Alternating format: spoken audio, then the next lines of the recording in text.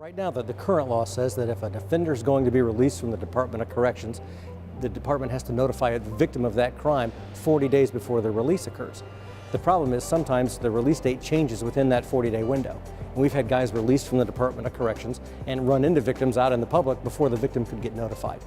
So I wrote Senate Bill 239 to try to change that problem. And it's really simple. It just says if the release date is changed within that 40-day window, the Department of Corrections has to notify the victim as soon as possible, but no later than 48 hours after that change is made.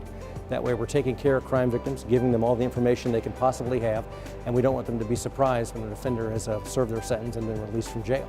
It's important for an everyday Hoosier because I want the public to understand that we're doing everything we can to take care of victims of crime. Crime is traumatic, and oftentimes people feel victimized more than once. If it's a violent crime especially, they're victimized when the crime happens.